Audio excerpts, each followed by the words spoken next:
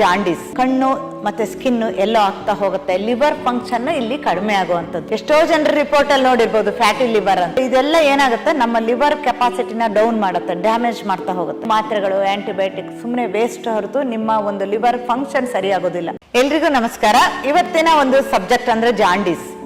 So ಎಷ್ಟೋ ಜನ ನೋಡಿರ್ಬೋದು ಲಿವರ್ ಅಲ್ಲಿ ಪ್ರಾಬ್ಲಮ್ ಆಗ್ತಾನೆ ಇರುತ್ತೆ. ಹೆಪಟೈಟಿಸ್ ಬಿ ಅಂತೀರಿ, ಎ ಅಂತೀರಿ, ಮಕ್ಕಳಲ್ಲಿ ಬಾರ್ನ್ ಜಾಂಡೀಸ್ ಅಂತೀರಿ.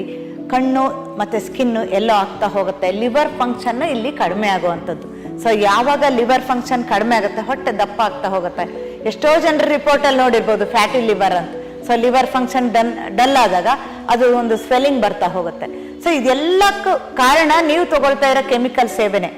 ಸೊ ಅಥವಾ ವ್ಯಾಕ್ಸಿನ್ ಇರ್ಬೋದು, ಅಥವಾ ಬೇರೆ ಬೇರೆ ಮೆಡಿಸಿನ್ಸ್ ತಗೊಂಡಿರ್ಬೋದು, ಅಥವಾ ಕೆಲವೊಂದು ಈವನ್ ತರಕಾರಿ ಹಣ್ಣುಗಳಲ್ಲಿ ಕೂಡ ವಿಷ ಇರುತ್ತೆ. ಸೊ ಇದೆಲ್ಲ ಏನಾಗುತ್ತೆ, ನಮ್ಮ ಲಿವರ್ ಕೆಪಾಸಿಟಿನ ಡೌನ್ ಮಾಡುತ್ತೆ, ಡ್ಯಾಮೇಜ್ ಮಾಡ್ತಾ ಹೋಗುತ್ತೆ. ಆಗ ಬಿಲ್ರುಬಿನ್ ಅಂತ ಒಂದು ಕಲರಿಂಗ್ ಏಜೆಂಟ್ ಏನಿರುತ್ತೆ, ಸೊ ಅಲ್ಲಿ ವೇರಿಯೇಷನ್ ಆಗ್ತಾ ಹೋಗುವಂಥದ್ದು. ಸೊ ಅದಕ್ಕೆ ನೀವು ಮಾತ್ರೆಗಳು, ಆಂಟಿಬಯೋಟಿಕ್ ಸುಮ್ಮನೆ ವೇಸ್ಟ್ ಹೊರತು ನಿಮ್ಮ ಒಂದು ಲಿವರ್ ಫಂಕ್ಷನ್ ಸರಿಯಾಗೋದಿಲ್ಲ. ಸೊ ನ್ಯಾಚುರಲ್ ಆಗಿ ನಿಮ್ಮ ಬಾಡಿನ ಕ್ಲೆನ್ಸ್ ಮಾಡಬೇಕು. ಯಾವಾಗ ಕ್ಲೆನ್ಸ್ ಮಾಡಿ ವಿಷವಸ್ತು ಟಾಕ್ಸಿನ್ಸ್ ಏನಿರುತ್ತೆ ಅದನ್ನು ಹೊರಗಡೆ ಹಾಕಿಬಿಟ್ಟು ಮತ್ತೆ ನ್ಯಾಚುರಲ್ ರೆಮಿಡಿ. ಸೊ ಕೆಲವೊಂದು ಗಿಡಮೂಲಿಕೆಗಳು ತುಂಬಾ ಇಂಪಾರ್ಟೆಂಟ್ ಅದು.